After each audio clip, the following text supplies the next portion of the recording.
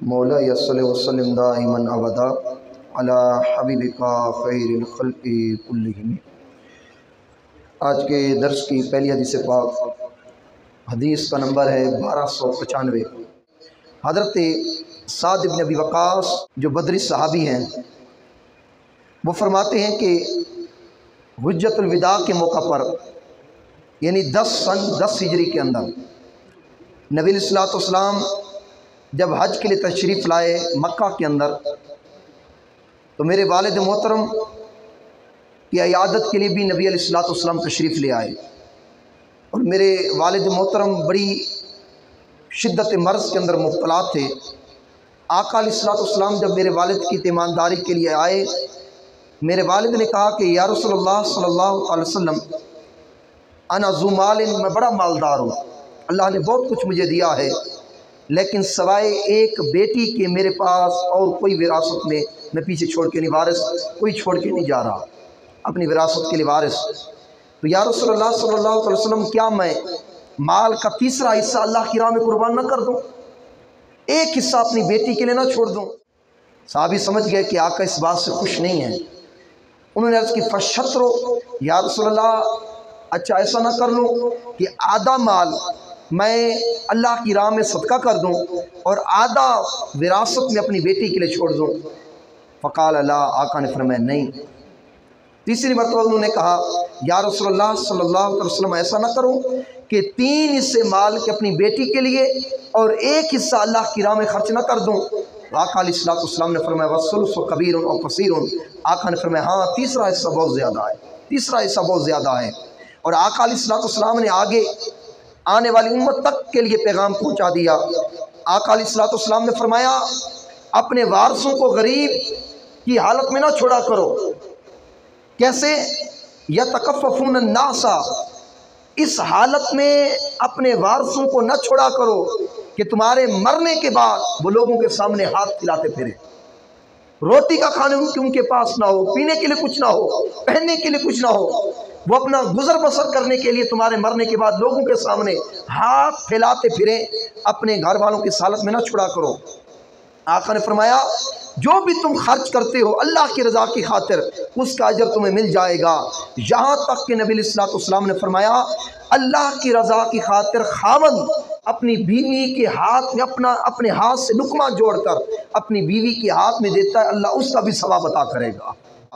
آقا علیہ الصلوۃ والسلام نے فرمایا، یہ بتا دیا کہ اپنے گھر والوں کو اچھی حالت میں چھوڑ کر جاؤ، یعنی کچھ نہ کچھ سیونگ ہونی چاہیے، کچھ نہ کچھ بچت گھر کے اندر موجود ہونی چاہیے، موت کسی وقت بھی آ سکتی ہے، اس حالت میں نہ مرو کہ مرنے کے بعد تمہارے گھر والے کسی اور کے محتاج بن جائیں۔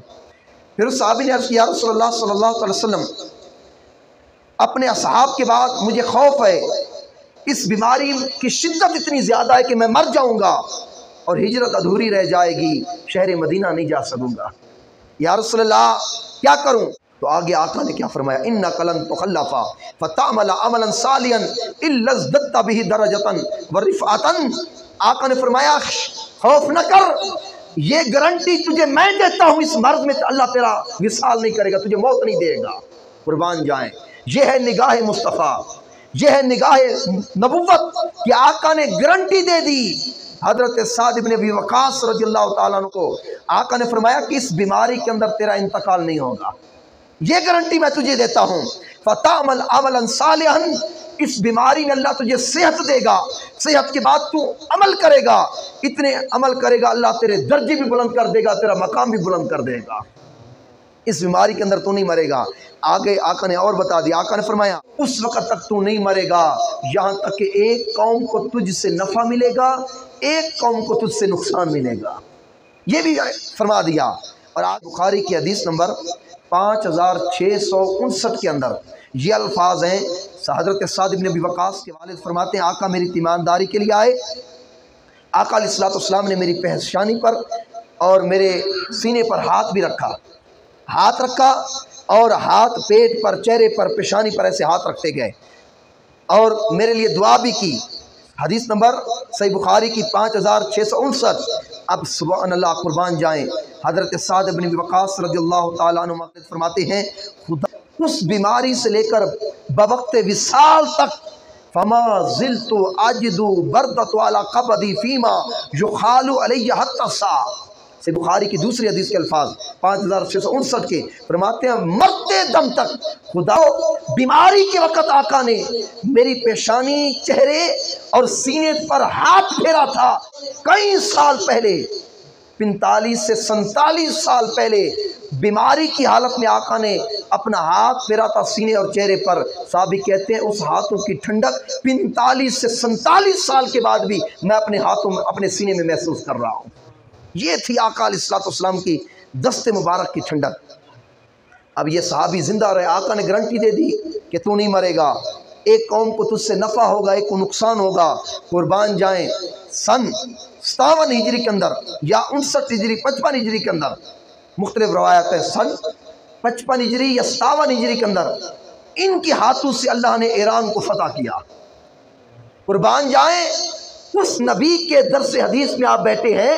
سن 10 ہجری میں جب آقا علیہ السلام حدیث نمبر 1295 کھول کر دیکھے صحیح بخاری کا، اور 5659 آقا نے گارنٹی دے دی کہ اس موت، اس بیماری کے اندر تو نہیں مرے گا، جیے گا، عمل کرے گا، تیرے درجے بلند ہوں گے، ایک قوم کو نفع ہوگا، ایک کو نقصان ہوگا۔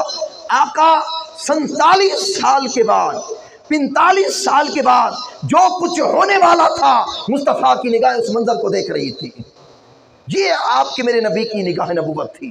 آقا نے دیکھ لیا، اور محدثین کرام فرماتے ہیں ایرانیوں کو جب ایران فتح ہوا، ایرانیوں کو ان کے ہاتھوں سے نقصان ہوا، مسلمانوں کو جو ہے فتح ہوا، فتح کے ذریعے ان کو نفع ہوا، اسلام کی شوکت قوت بڑھ گئی، اور عراق اور ایران جب فتح ہوا ان کے ہاتھوں سے مسلمانوں کو فائدہ پہنچ گیا۔